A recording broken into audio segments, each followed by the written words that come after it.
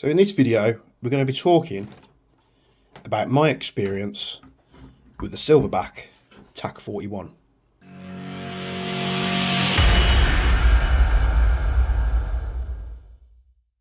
And you may have picked up from a previous video, and I did say this year, I bought this on release, so I bought it from a UK retailer. Everyone was raving about it. I'd watched all the the footage that Silverback were releasing on it, and I was like, this looks like a really, really good system. I actually had very positive experience with Silverback products back when I owned 2 or 3 SRSs. Every single one I had worked absolutely brilliantly. Yes, I'd modified them here and there, but as a bog standard rifle, out the box, they were perfect. That was on very, very early SRSs. I didn't have any of the later ones, so I can't really speak for those, but they bought out another bolt action that wasn't bullpup. I'd recently got rid of a VSR that I'd had for a very long time, spent an extortionate amount of money on it. So I thought, well, let's delve into the Silverback. So I bought it full retail price again. It had the longer barrel on it, which was fine, and I started playing around with it. The chrono on the rifle, because I actually bought it to review it, it was everywhere on the chrono. There was a difference of like 100 feet per second at times, and I was like, what the hell is going on with this rifle? Fed it back to, I think, fire support. I had it off at the time. Fed it back to fire support. They fed it back to Silverback. They were asking me loads of questions. I'd actually been me, took the barrel off, and I was looking at the hop, and something wasn't going on with the hop. So let me see if I can draw something to sort of describe what was going on. So I've actually found, which is probably better, the hop unit that came in the rifle. It's a bit dusty, and the problem was with these screw fixings here, which hold the barrel in place. And the problem I was having is when I was seating, because every time you pull the barrel and the hot rubber out, the hot rubber just gets completely destroyed and you need a new one. So I went through like 4 or 5 different hot rubbers trying to find out this issue. And the problem was when you was putting the hop and the barrel in, you've got that little flat section, that machine flat section on the barrel, which these screws are meant to grip onto and hold in place. And the problem was you could not insert the inner barrel far enough for that flat section to come into where the screw mounts are, and for the screws to grip the barrel and hold it in place. And what that meant was the flat section was only half showing in this hole here, and when you torque down the screws to, not hard, but when you tighten the screws down to hold the barrel, they would grip the round section of the barrel and they would twist the barrel. So it would just twist it ever so slightly. So what that meant was I was getting poor air seal, wasn't getting a lot of power consistency, and every time I tried to set the rifle up, the rounds were either shooting off to the right or shooting off to the left. They were going absolutely everywhere. And that's when I decided I wasn't going to review this rifle back when I was doing the Bringing It Home show at Bespoke, because I had nothing good to say about it. And that was only amplified when I bought other bits. I bought the sort of triangular shaped short barrel because I wanted to short build this, which is what I do with a lot of my stuff. That didn't fit straight from factory. I had to modify that, and it's to do with the quick detach system. When it goes in, it rotates, so I had to fix that. And by this time I'm getting really pissed off with this platform. But through multiple emails back and forth, them basically saying I didn't know, Silverback was saying that I didn't really know what I was doing at the time, they agreed to send me the hop unit. Problem solved, eh? Well, not quite, because during that time as well, they'd released the updated feeding ramp, which addressed an issue with the mags being put in either straight or at a curve. I can't quite remember, but they released this new translucent feeding ramp, which they were giving to everyone for free. And I was talking with fire support at the time, and they were shipping out this, which was a warranty part, and the feeding ramp, which was a warranty part, which was free to everybody. Now, with them, you could get the warranty feeding ramp free of charge, or you had to pay his postage.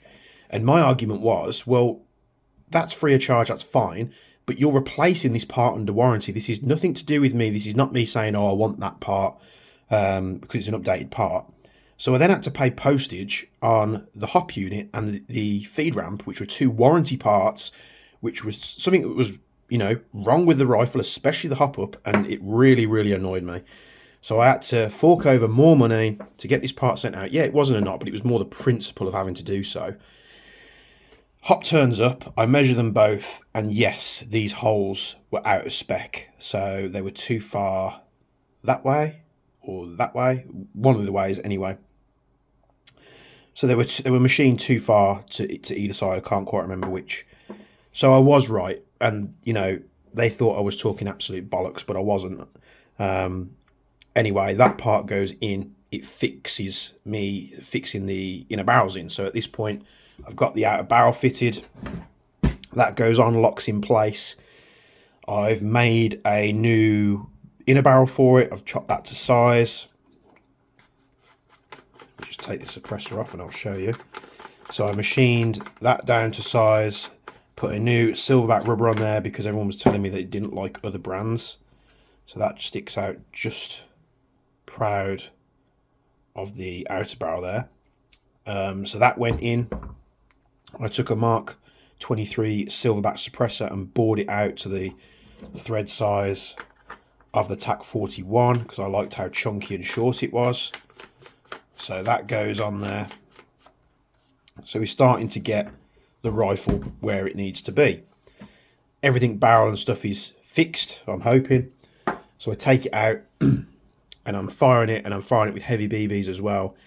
And it just still isn't shooting right. I fixed everything here. That's all now as it should be. I've got a nice barrel in there. I've got a Silverback rubber. The barrel's fixing into place properly. I'm getting positive adjustments on the dial. So that's when I started talking to Dan, who is a sniper mechanic. Now, he makes parts for this platform, and I was going backwards and forwards with him. Every time I'd have to sort of apologise because I was pestering him, wanting to know this, that and the other. But he's very patient with me, and I eventually ended up, after a while, because this left a sort of sour taste in my mouth, and I just shelved this for I think well over a year. And I ended up, he put me through to Kenny, who owns Empire Airsoft, and I ordered the Sniper Mechanics Wasp piston for the TAC-41.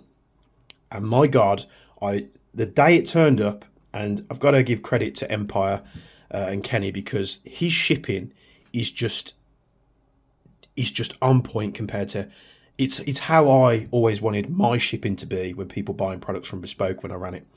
But he gets it out so quick, and the turnaround time, it just parts are turning up at my door, especially when I bought my MTW9 off him as well. If he has something in stock, I'll buy it off him. So the Wasp turns up, I send a quick message over to Dan at Sniper Mechanic, and I'm like, Dan, here's my setup. I'm using this barrel diameter, stock booking, and what do you recommend how I set the Sniper Mechanics Wasp piston? He sends back a couple of ideas. He's like, right, use this weight. I can't quite remember what he said about the air brake. I think it was the short one, but again, this has been installed quite a while ago. So I put all that in, and my God, did it change this rifle. This rifle just started performing at the dual output that I wanted for the ammo that I was using. It was consistent within a couple of FPS. I took this to a weekend event, and even though I didn't use it for the full event because I wasn't sure, I hadn't really spec'd up a loadout for it, but I wasn't sure if it was going to perform or not. So I just took it along. So in between, because weekend events, they always have those lulls, I'll just take it out, put some rounds in it, and I'll see what I can hit at long range. And my God, it transformed this rifle, and it was performing as what a lot of others people were getting straight out the box. So I was very happy indeed with it. So I thought, right, I'm not going to sell it anymore. I'm going to keep it. And then obviously Silverback had announced a few more products, the long mags, which I've got one somewhere, but I don't know where it is. And of course, they'd done this beautiful aluminium chassis for the TAC-41. And it wasn't until I'd shelved this idea, because these aren't cheap. They're about £265, which is a lot of money on top of the rifle. What I will do in post-editing, if I remember, because I know you guys say I always forget about post-editing, but if I remember, I will put a price up in the top window here, just telling you the final amount that this rifle would cost if you went out and bought it. Obviously not including the scope because that's quite expensive. So we're going to take a look at this TAC-41 aluminium chassis. Right, I've zoomed out the camera a little bit here, so if you do see a hell of a lot of mess on the workbench, I apologise. It's been a horrendously busy day for me today, building multiple Systema PTWs, Asters, into recoil AKs from TM, fixing bolts. It's just been a manic day. I was trying to get a load of videos done, but it turned out I ended up building a load of rifles, which isn't a problem. So TAC-41, we've got the nice folding stock, and the reason I wanted the folding stock is this grip sucks. It's way too vertical. It's not. I haven't found it comfortable. I found if I'm trying to shoulder the rifle for any length period of time, I just get like my hands ache. It's obviously just not sort of well suited for me, which isn't a problem. And I'll be honest with you, when they sort of announced this TAC-41 aluminium chassis, I looked at the grip and was like, oh yeah, that's the first thing I'm going to be doing, getting a real steel grip on there. But honestly, this grip, I really, really like it. But we'll get into that in just a moment. So we're going to have to transfer this onto that, and it is very, very simple indeed. We can flip the rifle over. Use a 4mm Allen key. Let's get a 3 to shove through in. Yeah, we're going to need a bit more torque. So we remove these 2 screws. One.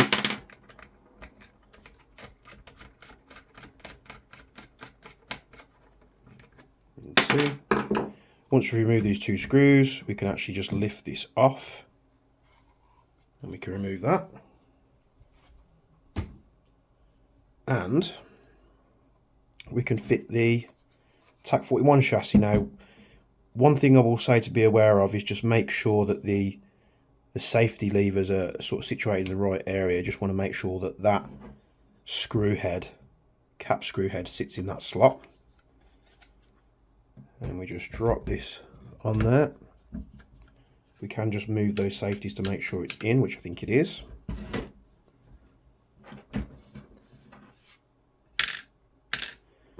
Drop these in here. And we're going to secure it down. And yes, I know you can buy, I think, the rifle already fitted with this stock. But when you've already bought a rifle, you don't want another rifle just to get the stock. I just wanted the stock. But I do plan, as long as this gun keeps performing, I do plan to keep it as, you know, one of my most dedicated bolt action rifles. I've sold my long time running BSR. So how much better does that look? Very, very cool indeed. And there are some great features on this. And the second reason why I wanted it was because of the folding stock.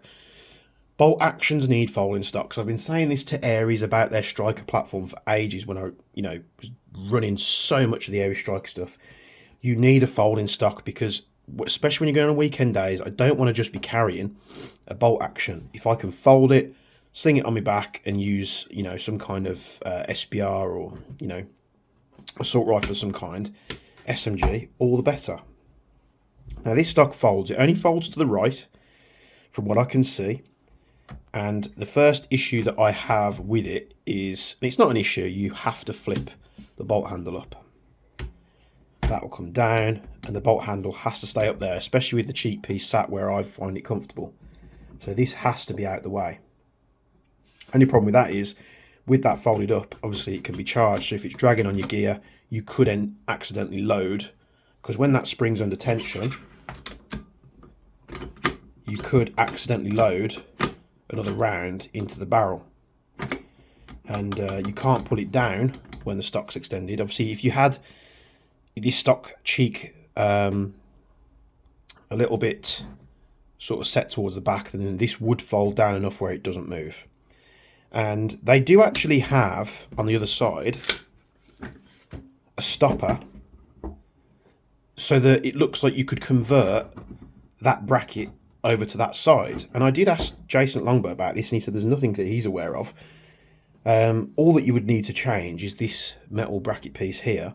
Switch that catch over to that side, probably flip this over as well, and then we could fold it that way. And that way, much makes much more sense than it folding this way. However, I digress. What I do love about this stock is the fact that we can articulate the safety with our fire control hand now. And let me just demonstrate this to you. And it's not that the safety is bad on this rifle. You know, it's just situated here behind the bolt. However, I do have to pull my hand off my sort of resting position for firing. I'd have to pull my hand off and use the safety like so, where I don't have to do that anymore. I can keep my hand locked onto the grip and put the safety back on like that. So if I'm ready to fire, and this rifle, although it sounded quite loud there probably next to the camera, if I put a round in this and fire it, in fact let me just do it in a safe way. So I've got one round loaded into the TAC-41. I'm just going to fire it into my little catch box here, and you'll see how quiet the rifle is. So with that Mark 23 suppressor on there and the Wasp piston, this gun, you cannot hear it a couple of meters away. It is so quiet, and I love that. I wish I could find my long mag to show you. Let's pop it in there. But, you know, with the help of, you know, independent small manufacturers like Sniper Mechanic, and getting the retailer to finally get me that piece to replace, and, you know, working with Jason at Longbow to get me this lovely chassis, this is now a rifle that is next level. And I love the way it looks, I love the way it feels. I can, you know, run a different weapon as well because I can fold the stock. What would be nice, if anyone knows, or even if this, you know, video comes back Silverback, do that bracket just in reverse the other way. We can swap this over because you've already given us the fixture on the other side, which is capped by a little rubber piece, and then I can have it folding the other way. And that would be great if that's possible. I'm not sure if that's something that can be done with how the stock is. Perhaps we'd have to fold the cheek piece over to the other side as well. I'm just popping some M-Lock covers on here. These are the Aries branded M-Lock covers. And if I'm not using M-Lock, I like to just put these on just to make the rifle a tad bit more comfortable. Pop these on here. And that is my story with the TAC-41. And after years and tweaking and stuff like that, I'm now happy with it, where I'd run it as my dedicated bolt action rifle platform. Perhaps I'd run it alongside my AAP maybe. And if I'm doing a weekend event, I can fold the stock over. I do have to put the bolt handle up. Maybe I'd have to make sure it's not cocked in any way to be so it's got a bit of resistance there against my gear. I could fold that up, I can put that on a sling on my back or something like that, and I can run around with an SMG or an AR. And then, as always is the scenario, you come to an impasse where people are a bit further away and you want to be sneaky. I can unfold the bolt action off my back, get the TAC-41 in place, and start annihilating people at long range, as this rifle is more than capable. So this was an overall massively negative experience with Silverback, and this was before the MDR. But it's been turned into a lovely positive experience thanks to small companies and obviously the help of Jason at Longbow as well for the stock. Really do appreciate that, Jason. You've now turned this into a rifle that I'm definitely going to be using. Bit of a weird video for you, but thanks for tuning in. See you in the next one. Have a good day.